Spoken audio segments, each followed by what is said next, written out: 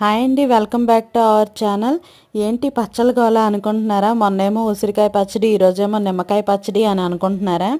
ఈ వింటర్ వచ్చిందంటే ఈ ఉసిరికాయ పచ్చడి, నిమ్మకాయ పచ్చడి తినాలి అని అనిపిస్తుందంట.